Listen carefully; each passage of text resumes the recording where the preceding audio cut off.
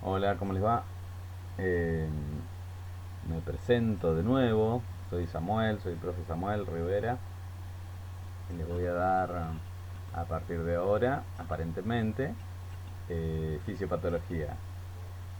Vamos a ver la modalidad es sencilla. Creo que ya han tenido ustedes un par de clases virtuales donde les han subido videos, por lo que he visto. Ya han visto la unidad uno y estamos en la unidad 2. Eh, bueno, a partir de ahora les voy a subir yo también algunos videitos, pero siempre prefiero la modalidad del Power explicativo, ¿sí?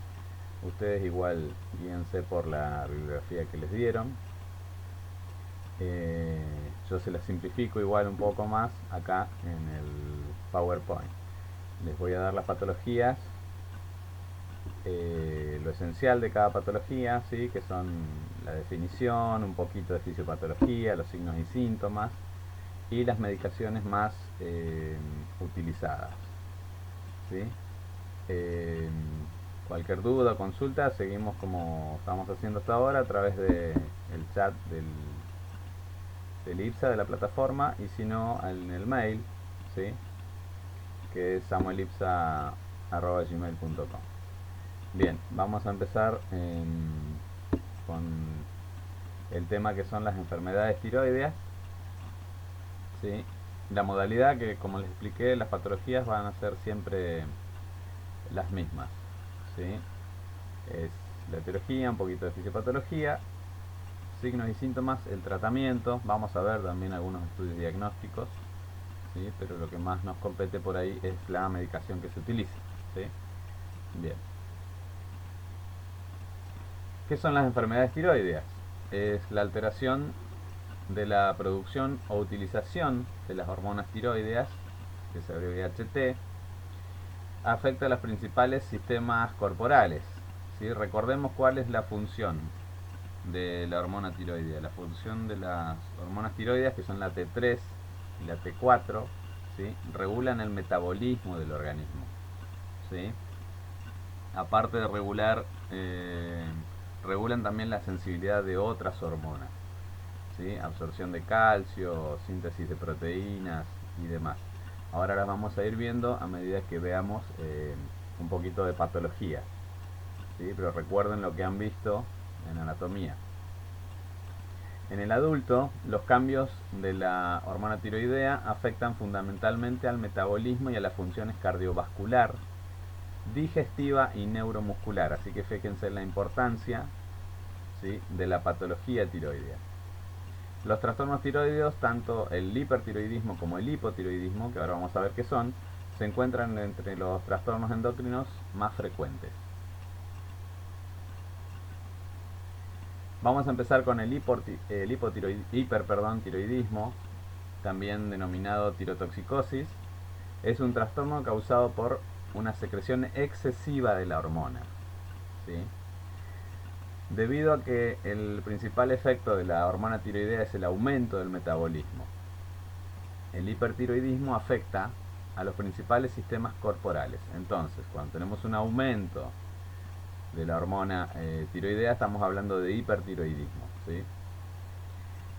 Este exceso hormonal aumenta el metabolismo e intensifica la respuesta fisiológica del sistema nervioso simpático, ¿sí? Acuérdense que en el sistema nervioso autónomo está el simpático y el parasimpático. Este afecta el sistema nervioso simpático, ¿sí? Que es el de la estimulación. Aumenta la frecuencia cardíaca, el volumen sistólico. Como resultado, aumenta el gasto cardíaco, el flujo sanguíneo periférico también aumenta, ¿sí? O sea, son pacientes que van a estar generalmente taquicárdicos, pueden llegar a estar hipertensos, ¿sí? También incrementa el metabolismo lipídico, proteico y glucídico. Los lípidos descienden y la tolerancia a la glucosa aumenta, ¿sí? También aumenta la degradación proteica, con lo que lleva a un balance de nitrógeno negativo, ¿sí? Con el tiempo, los efectos hipermetabólicos del exceso de hormona tiroidea llevan a carencias nutricionales y carencias calóricas. Como hay un metabolismo acelerado, ¿sí? Hiperacelerado, van a ver que los pacientes con hipertiroidismo son generalmente delgados, ¿sí? Y tienen otros signos y síntomas que vamos a ver. Pero como están constantemente metabolizando y a mayor tiempo de lo que el organismo necesita para que las células se recuperen, ¿sí? Por eso tienen carencia después nutricionales y de calorías. Bien, porque acuérdense que está aumentado la estimulación, ¿sí? A través del simpático. ¿Cuáles son las causas del hipertiroidismo? Son muchos factores que pueden causar el hipertiroidismo. Entre ellos la estimulación de respuesta autoinmune, ¿sí? Como las patologías autoinmunes, y aquí tenemos como la enfermedad de Graves, hipersecreción hipofisiaria de hormona estimulante tiroidea, que es la TSH, ¿sí? Cuando hay una hipersecreción hipofisiaria, afecta a la glándula tiroides, porque va a aumentar también la producción de tiroxina. La tiroiditis, que es la inflamación de la glándula, y las neoplasias, ¿sí? Como, o sea, los cánceres, como el bocio multinodular tóxico. Estas son entonces las etiologías más comunes del hipertiroidismo.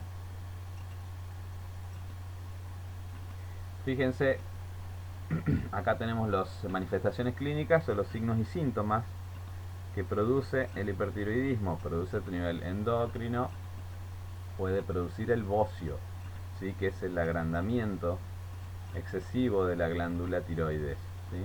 El bocio se puede encontrar tanto en el hiper como en el hipo, así que no se confundan. No es que si ustedes ven una persona con bocio, quiere decir que tiene hipertiroidismo, ¿sí?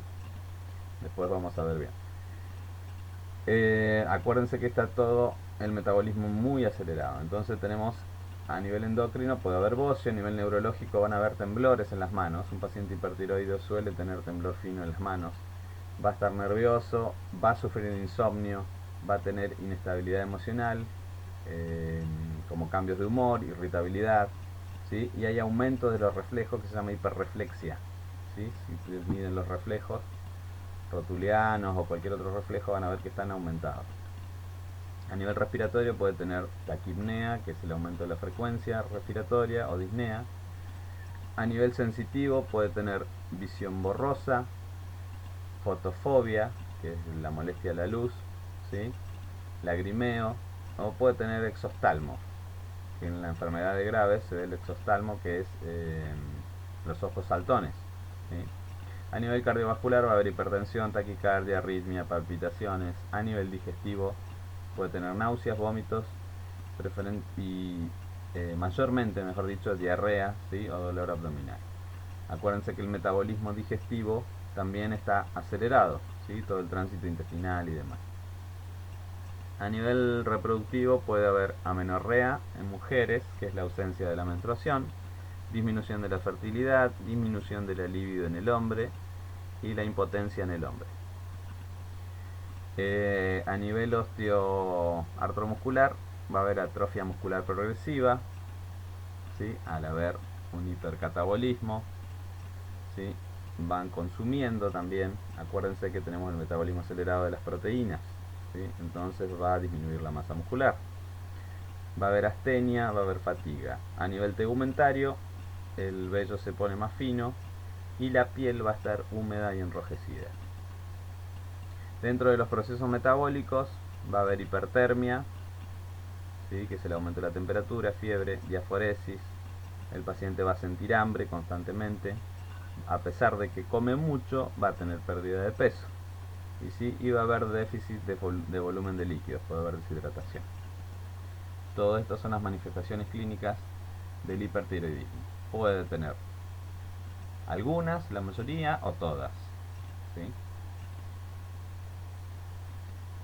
Bien, la enfermedad de Graves es la causa más frecuente del hipertiroidismo. Es un trastorno autoinmunitario, ¿sí? Asociado en ocasiones a la presencia de otros trastornos autoinmunitarios, tales como la miastenia gravis o la anemia perniciosa. En el 80% de los pacientes con enfermedad de Graves se identifica un anticuerpo en el plasma, ¿sí? Que se une a los receptores de la hormona estimulante de tiroxina situados en los folículos tiroideos. Produce una hiperfunción de la célula tiroidea, estimula la síntesis y la secreción hormonal, lo que provoca aumento del tamaño de la glándula, ¿sí? Aunque se desconoce la causa, existe una predisposición genética. La enfermedad de Graves es 5 veces más frecuente en mujer y casi siempre aparece entre los 20 y los 40 años. O sea, fíjense que la edad es el adulto joven. Se puede ver a nivel mundial y a menudo existe una relación entre su incidencia y la cantidad de yodo presente en la alimentación. El aporte aumentado de yodo, por ejemplo el uso de contrastes en las pruebas, en los estudios diagnósticos o el consumo de compuestos a base de algas marinas, se ha asociado a un aumento de la frecuencia del hipertiroidismo, ¿sí? O sea, el exceso del consumo de yodo o de la administración de yodo. Los pacientes con enfermedad de Graves presentan un aumento de tamaño de la glándula tiroides, o sea, el bocio, así como manifestaciones de hipertiroidismo, ¿sí? O sea, fíjense que dijimos que no todo paciente que tiene hipertiroidismo tiene bocio, pero en la enfermedad de Graves sí lo tiene. El bocio puede estar presente tanto en el hiper como en el hipo, ¿sí? Pero en la enfermedad de Graves siempre está. Bien, fíjense. Manifestaciones clínicas de la enfermedad de Graves. Exoftalmia. Aparece, fíjense los ojos, como están, incluso uno más que el otro. A veces se puede dar solamente en un solo ojito, en el otro se parece normal o se ve normal. Aparece aproximadamente un tercio de los casos.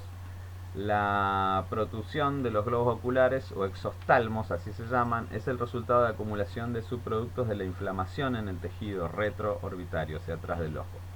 El paciente puede presentar visión borrosa, diplopía, que es visión doble, dolor, lagrimeo, fotofobia, ¿sí? Que le molesta la luz, resequedad, irritación, ¿sí? Y a través de esta resequedad e irritación puede haber una infección o una ulceración de la córnea. La infiltración en los músculos que mueven el ojo y el nervio óptico conducen a la parálisis también y a pérdida de la visión. Bien.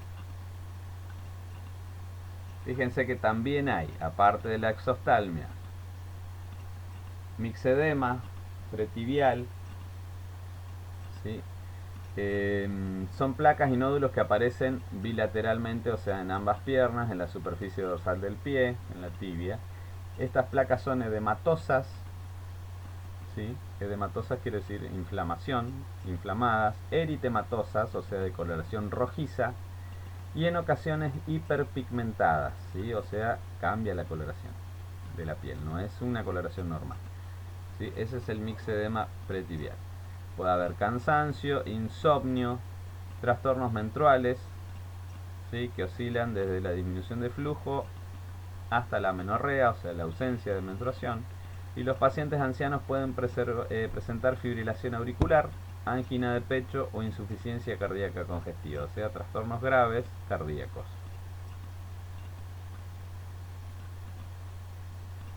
Bien, eso es enfermedades graves. Ahora vamos a ver otra patología relacionada con el hipertiroidismo, que es el bocio multinodular tóxico. Es un tumor que se caracteriza por la presencia de tejido tiroideo de pequeños nódulos, ¿sí? Aislados y con autonomía funcional, o sea, siguen funcionando autónomamente.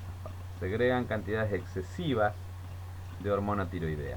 Acuérdense que la hormona tiroidea normalmente tiene forma de mariposa, ¿sí? Y se encuentra adosada o alrededor o recubriendo a la mitad de la tráquea, ¿sí? Si esto fuera una tiroides normal, sería una puntita acá, ¿sí? Y las alitas de mariposa a los costados. Pero fíjense, esto es una tumoración, ¿sí? Como resultado de los niveles elevados de hormona tiroidea aparecen signos de hipertiroidismo. Sin embargo, se desarrollan más lentamente y no aparecen ni la oftalmopatía ni la dermopatía, ¿sí? O sea, ni el mixedema ni la exoftalmia. El paciente con este tipo de hipertiroidismo es habitualmente mujer entre 60 y 70 años, que ha padecido bocio durante muchos años. ¿Sí? Las pacientes que tienen el multinodular tóxico. Bien. Otra patología es la inflamación de la tiroides. ¿Sí? Acuérdense que itis es inflamación, también asociado a infección, pero generalmente se usa para inflamación, todo lo que es itis. La inflamación de la glándula tiroides es casi siempre el resultado de una infección vírica de la glándula, ¿sí? Una infección viral. Los síntomas de la tiroiditis son los de la inflamación aguda, unido a los efectos elevados de la hormona tiroidea. La tiroiditis es un trastorno agudo que puede hacerse crónico, lo que llevaría a un estado hipotiroideo, ¿sí? A medida que las infecciones recurrentes fueran destruyendo el tejido glandular, ¿sí? Acá se va a producir, empieza con un hipertiroidismo por exceso, ¿sí?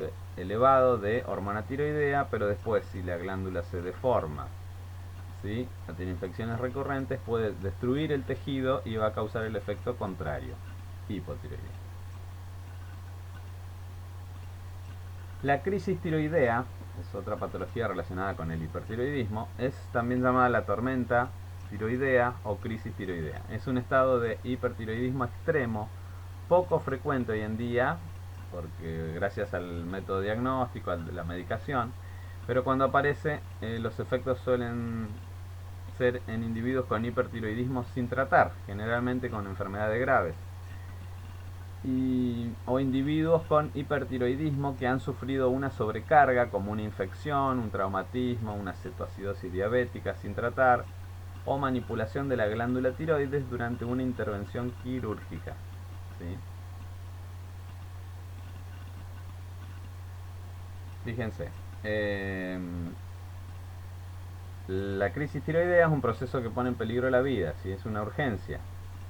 El rápido incremento del metabolismo, consecuencia del exceso de la hormona tiroidea, origina manifestaciones de la crisis. Estas incluyen la hipertermia, que en 39 a 41 grados centígrados, cuando la temperatura normal es de 36 a 37, taquicardia, hipertensión sistólica, o sea, la máxima va a estar más aumentada, la mínima puede estar en rangos casi normales, pero la máxima o la sistólica va a estar muy aumentada. Síntomas digestivos como dolor abdominal, vómitos y diarrea.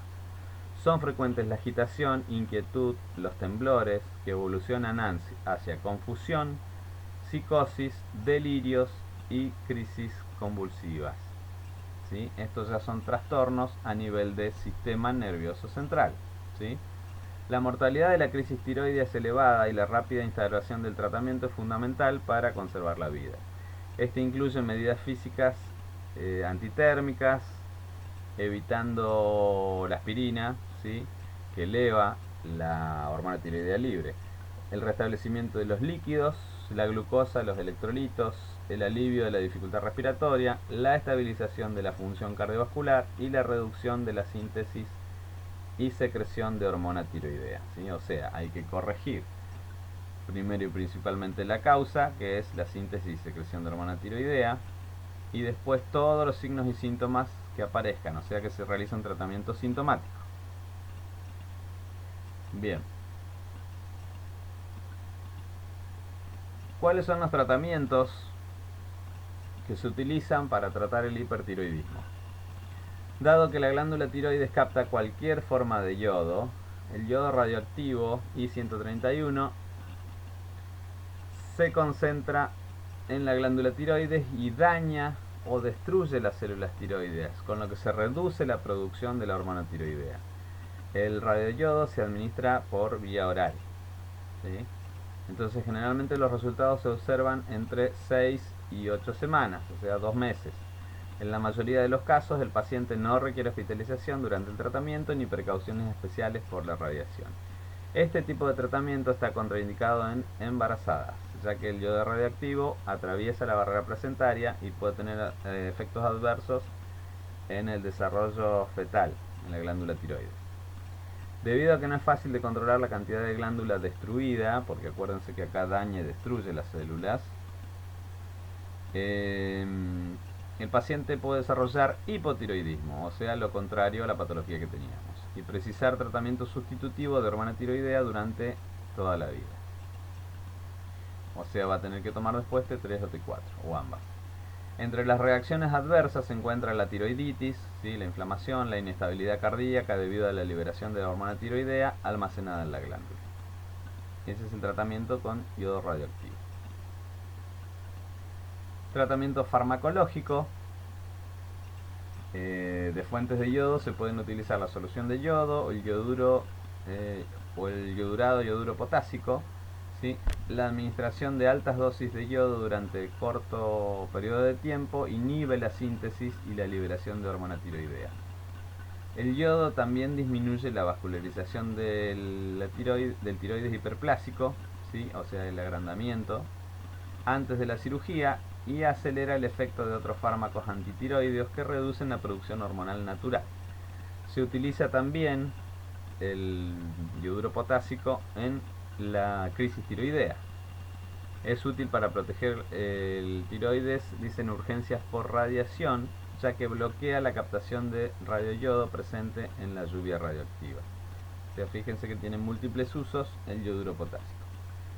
Y los fármacos utilizados antitiroideos pueden ser el tiamazol o el propiltiouracilo.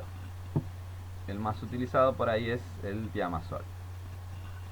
Los fármacos antitiroideos inhiben la producción también, no afectan a las hormonas ya sintetizadas, por lo que puede pasar varias semanas antes de que el paciente note los efectos, ¿sí? El propiltiuracilo debe repartirse, dicen, 3 dosis diarias. Acá creo que tengo especificado ahora la forma de administración. Fíjense, el yoduro potásico se da vía oral, adultos se da de 120 a 150 microgramos día. Embarazo y lactancia 200 a 300 microgramos día, administrar después de las comidas con suficiente cantidad de líquido. Bien, el tiamazol también es vía oral y fíjense que tiene diferentes dosis de acuerdo a la patología, si es solamente hipertiroidismo, si es crisis tirotóxica, si es una preparación para una cirugía de tiroides, ¿sí? O preparación para anterior y posterior a la aplicación de yodo radioactivo. O también se puede dar como tratamiento profiláctico. Entonces, de acuerdo a lo que se quiera dar, son las dosis.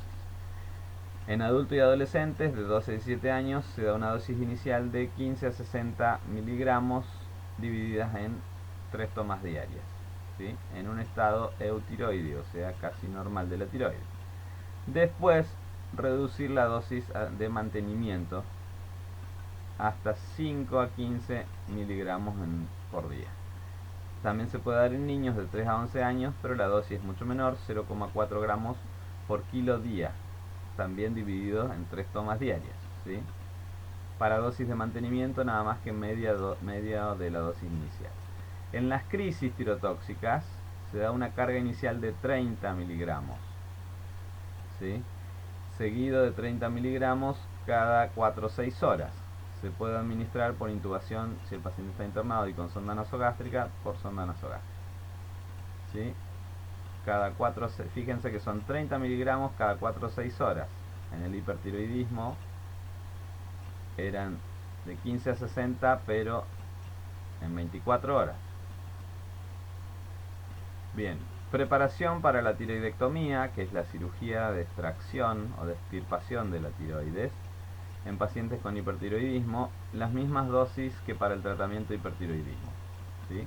Hasta que llega a un estado de normalidad de la tiroides, durante 3 o 4 semanas. Añadir el yodo antes de la intervención quirúrgica. Preparación anterior y posterior a la aplicación del yodo radioactivo para el tratamiento del hipertiroidismo. Mismas dosis que el tratamiento del hipertiroidismo, ¿sí? Hasta que llegue a un estado eutiroideo, o sea, de normalidad. Tratamiento profiláctico en pacientes con hipertiroidismo subclínico, ¿sí? Son aquellos pacientes que no tienen muchos síntomas o que tienen muy pocos síntomas, pero que ya tienen elevación, ¿sí?, de los valores de la tiroides, de la tiroxina. Adenomas autónomos o antecedentes de hipertiroidismo, en lo que la exposición al yodo es indispensable, llevan 10 a 20 miligramos día durante 10 días nada más, como tratamiento profiláctico. Profiláctico es tratamiento preventivo. El tiamazol atraviesa la barrera placentaria y no se puede administrar, dice, durante el embarazo. Fíjense que el yoduro potásico sí, pero el tiamazol no. Bien. Tratamiento para el hipertiroidismo quirúrgico. En algunos de los pacientes hipertiroideos, la glándula tiroides está tan aumentada que presiona esófago-tráquea, ¿sí? Y provoca en el esófago la disfagia, o sea, la dificultad para tragar, y en la tráquea puede provocar disnea, que es la dificultad respiratoria, taquipnea, que es el aumento de la respiración, ¿sí? En estos casos está indicado la resección total o parcial de la glándula. Normalmente se practica la tiroidectomía subtotal, que conserva suficiente glándula para producir una adecuada cantidad de hormona tiroidea. O sea que se trata en lo posible de no extirparla totalmente para que no quede después con medicación de por vida, ¿sí? Sino que pueda producir algo de hormona. Una tiroidectomía total se realiza en el tratamiento de un cáncer de tiroides. En ese caso el paciente requiere una sustitución hormonal de T3 o T4 o ambas toda la vida. Antes de la cirugía, el paciente debería estar lo más cerca posible del estado eutiroideo, o sea, de un estado normal, con valores normales o casi normales de tiroxina. Al paciente se le puede administrar fármacos antitiroideos para reducir los niveles hormonales y prepararlo de yodo para disminuir la vascularización, el tamaño de la glándula, lo que también reduce el riesgo de hemorragia durante y después de la intervención. Ese es uno de los grandes riesgos de la tiroidectomía, es el sangrado o las hemorragias, ¿sí? Porque la tiroides es una glándula muy irrigada y está en una zona complicada, que es la tráquea, ¿sí? El centro de la ventilación. Bien, ese es el tratamiento quirúrgico del hipertiroidismo. Ahora, vamos a hablar de la patología, que es todo lo contrario, porque hay una disminución, ¿sí?, de la TH, que es el hipotiroidismo. Es un trastorno que aparece cuando la glándula tiroides produce una cantidad insuficiente de hormona tiroidea.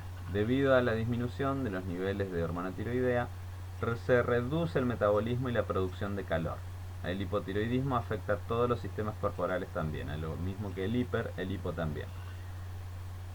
Pero aquí estaría alterado el parasimpático. Es frecuente en mujeres de entre 30 y 60 años, su incidencia aumenta después de los 50, sin embargo el trastorno puede observarse en cualquier edad, en cualquier etapa. En los ancianos es importante una evaluación minuciosa de los síntomas, ya que las manifestaciones del hipotiroidismo se confunden a menudo con los efectos del envejecimiento, en lugar de considerarse un proceso patológico. ¿Por qué? Porque a medida que aumenta el ciclo vital, ¿sí?, la persona se va poniendo añosa, se va enlenteciendo generalmente el metabolismo, ¿sí? Entonces se confunde con un hipotiroidismo, el hipotiroidismo con el envejecimiento normal.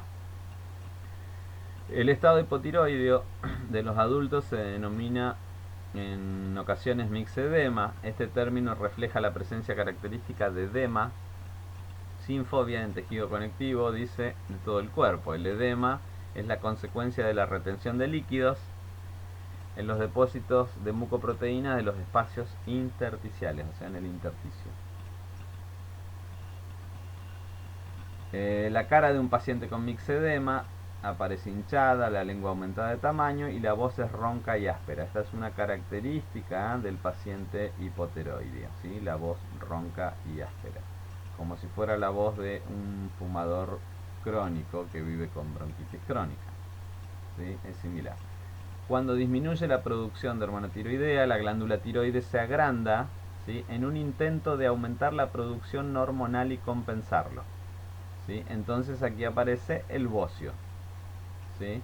Resultante es con frecuencia una forma simple y no tóxica. Entonces fíjense que el bocio, como habíamos dicho anteriormente, no solamente se da en el hipertiroidismo, que cuando se atrofia y se agranda la glándula, sino también en el hipotiroidismo, porque la glándula, al querer compensar, ¿sí?, también produce un agrandamiento. Bien, el yodo es una sustancia necesaria para la síntesis y secreción de hormona tiroidea. Los individuos que residen en zonas del mundo donde el suelo es pobre en yodo son más susceptibles a desarrollar hipotiroidismo y bocio simple.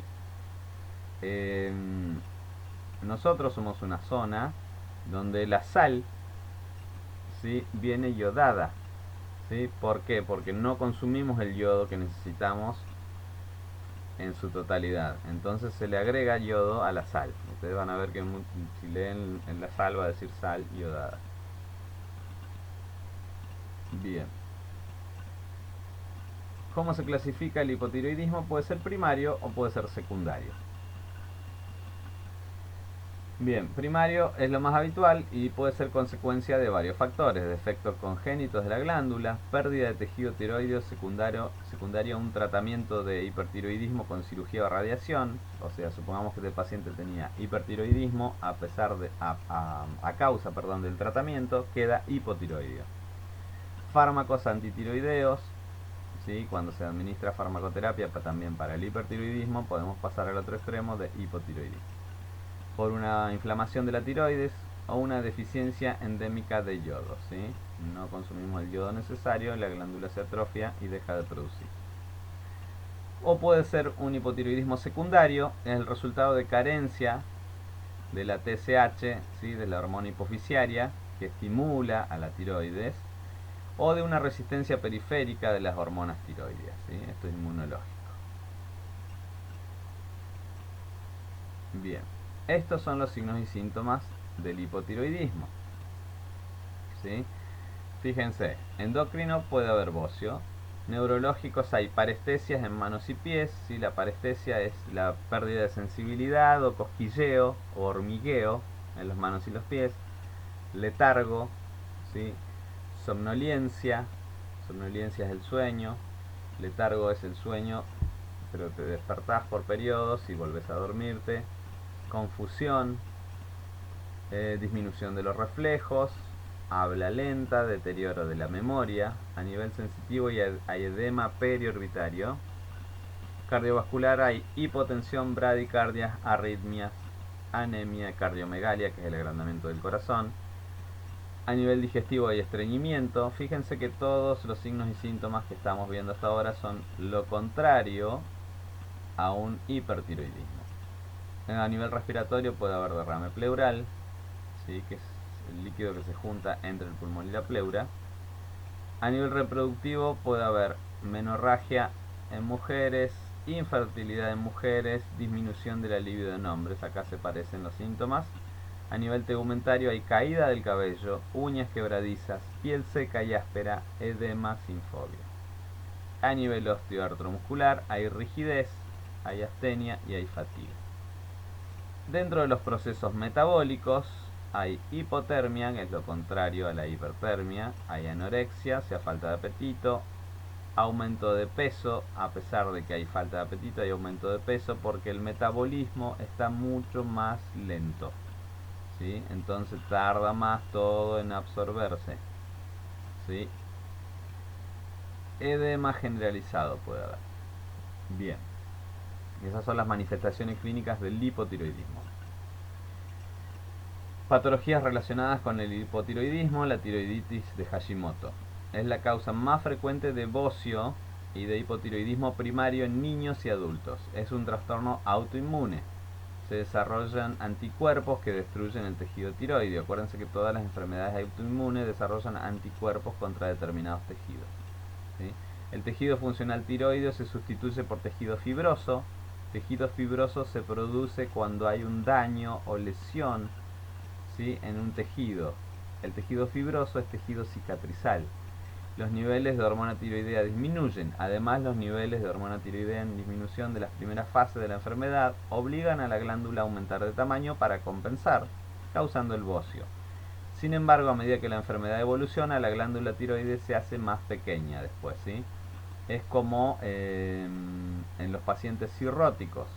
Los pacientes que sufren de cirrosis hepática, al principio hay una inflamación del hígado, ¿sí?, y después con el tiempo todo ese tejido cicatrizal hace que el hígado se vaya empequeñeciendo y se vaya formando todo un tejido fibrótico. Es lo mismo que pasa en la tiroiditis de Hashimoto. Al principio, ¿sí?, aumenta el tamaño, pero después, como esa glándula está toda lesionada y dañada y se va cicatrizando, se forma tejido fibrótico y cicatrizal, entonces se hace más pequeño.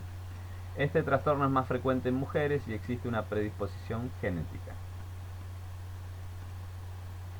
El coma mixedematoso es otra patología relacionada al hipotiroidismo. Es una complicación potencialmente mortal del hipotiroidismo, de larga duración, que no ha recibido tratamiento, generalmente desencadenado por un traumatismo o una enfermedad aguda, ¿sí?, que afecta a la glándula. Se caracteriza por graves trastornos metabólicos como hiponatremia, que es la disminución del sodio en sangre, hipoglucemia, disminución del azúcar o la glucosa en sangre, y la lactoacidosis.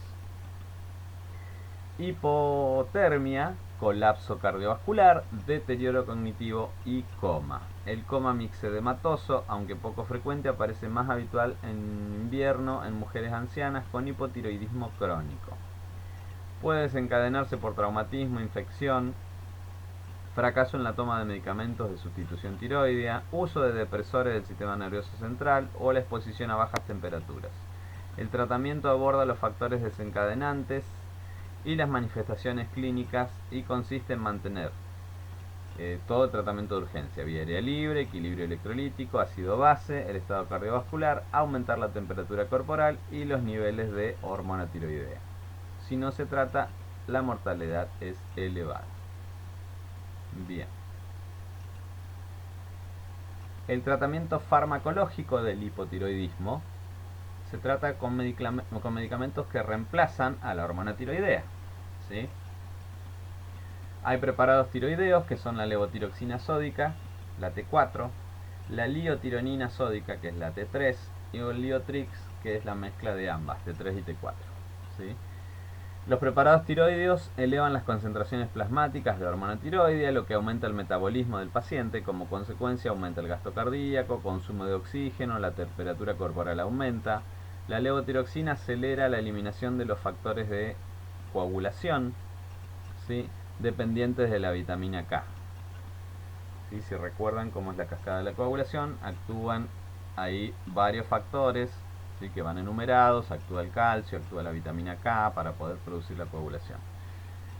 Lo que potencia los efectos de la warfina. La warfina es un anticoagulante. Si ahí tenemos pacientes que están tomando warfina, la levotiroxina potencia la acción de la warfina. Los pacientes presentan entonces mayor riesgo de hemorragias si las dosis de warfina no se reducen en forma adecuada. O sea, si se administra la levotiroxina, hay que disminuir la warfina. La dosis dependerá del fármaco escogido.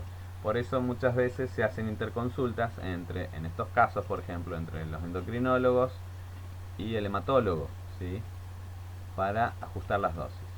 La dosis dependerá del fármaco escogido, del grado de disfunción tiroidea, la sensibilidad a las hormonas tiroideas, la edad, peso, el estado de salud del paciente. El anciano puede precisar dosis menores por la disminución de la excreción renal, ¿sí?, como tiene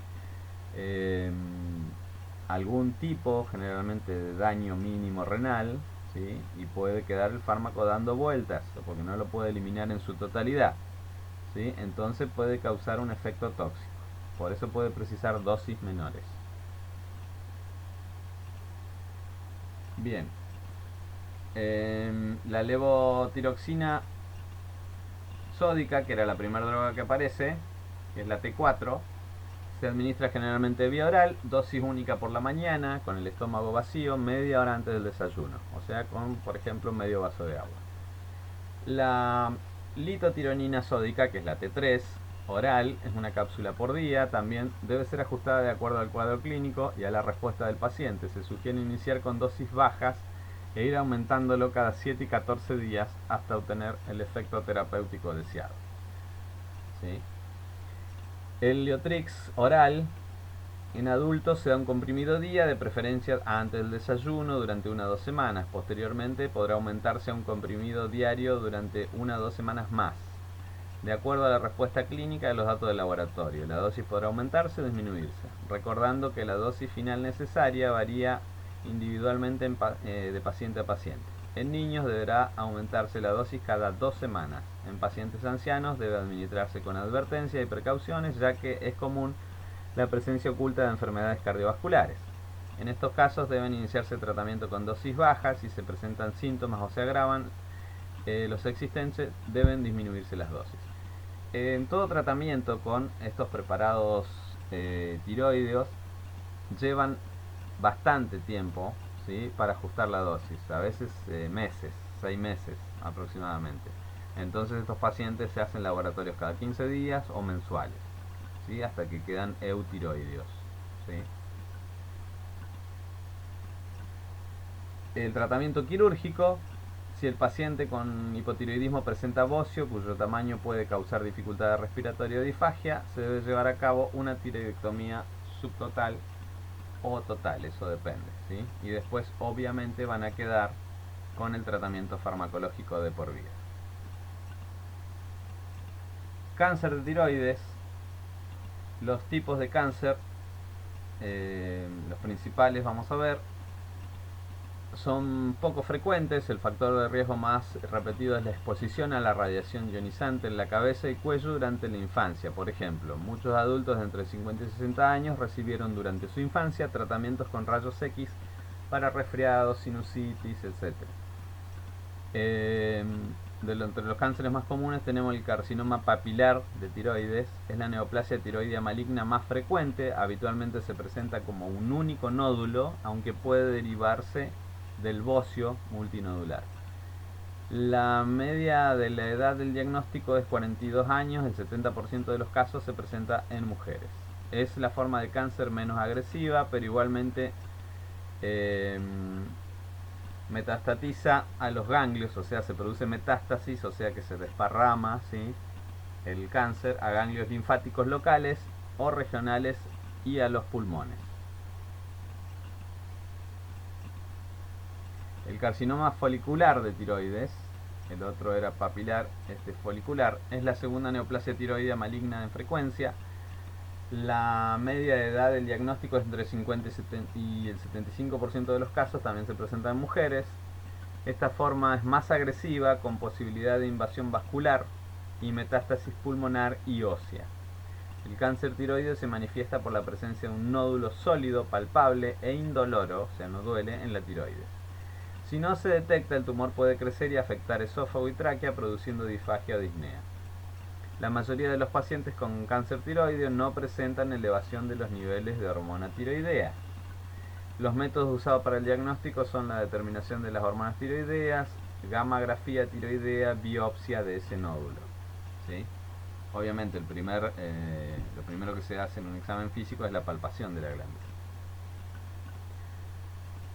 El tratamiento del cáncer de tiroides es la tiroidectomía total o parcial y puede integrarse un tratamiento de inhibición de la hormona estimulante de la tiroides con levotiroxina antes de la cirugía, tratamiento con yodo radioactivo y 131, quimioterapia son otras opciones terapéuticas. La tasa de supervivencia a los 5 años en ausencia de metástasis es del 97%. Si no hay metástasis tiene un muy buen pronóstico. Bien, y acá tengo algunas pruebas diagnósticas que se hacen, ¿sí?, para que puedan ver de las pruebas tiroides que se hacen. Hormona estimulante de la tiroides, que esta es la que produce, dijimos, la hipófisis. Se determinan las concentraciones de esa hormona y de T4 para diferenciar las causas hipofisiarias o tiroideas en el hipotiroidismo, ¿sí? Un descenso de las concentraciones de T4 y concentraciones de TSH normales o incrementadas podría indicar un trastorno tiroideo. Un descenso de las concentraciones de T4 y concentraciones de TSH disminuidas van a indicar un trastorno hipofisiario, al revés. Bien, acá tenemos valores normales. Después tenemos otra prueba que es la tiroxina, que es la T4, para determinar la función tiroidea y confirmar el diagnóstico de hipertiroidismo e hipotiroidismo, ¿sí? Y aquí tenemos valores normales de T4 libre. Otra es la triyodotironina, ese es el nombre de la T3. Esta prueba se realiza para el diagnóstico del hipertiroidismo y para comparar las concentraciones de T3 con la de T4, ¿sí? Aquí tenemos valores normales. Nombre de la prueba: captación de resina de T3. Esta prueba es una medida indirecta de la tiroxina libre. Se mezcla en sangre con pacientes con T3 radioactiva y resina sintética, se unen a globulinas de unión y después se los mide. Valores normales. Vamos a otro. Anticuerpos. Es una prueba sanguínea para identificar la enfermedad inmune, ¿sí? Como enfermedades graves, tiroiditis crónica, tiroiditis de Hashimoto, ¿sí? Entonces aquí se miden anticuerpos tiroideos. En toda enfermedad autoinmune se miden anticuerpos. Captación de yodo, gammagrafía tiroidea, son otras de las pruebas. Y nada más.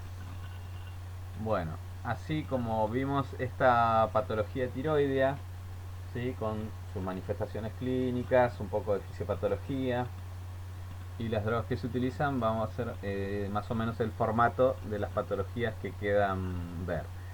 El próximo Power va a ser de deficiencia de calcio, ¿sí? Ahí actúa la tiroides, pero más las paratiroides, así que vamos a seguir con el sistema endocrino y vamos a ver otra glándula que son las paratiroides, y después vamos a ver un tema amplio, ¿sí? Porque es muy amplio, que es diabetes, ¿sí? Bien, nada más por ahora. Tienen un trabajo práctico para entregar, pero es cerca de fin de mes, ¿sí? La profe ya me dio el listado con el primer trabajo práctico que hicieron, ¿sí? Ya están las notas y demás. Y bueno, y seguiremos viéndonos, o escuchándonos mejor dicho, virtualmente, hasta que todo esto se arregle. Bueno, pero esta es la temática que vamos a usar con las patologías. Si tienen dudas, siempre consulten, ustedes ya tienen el mail o a través de la plataforma.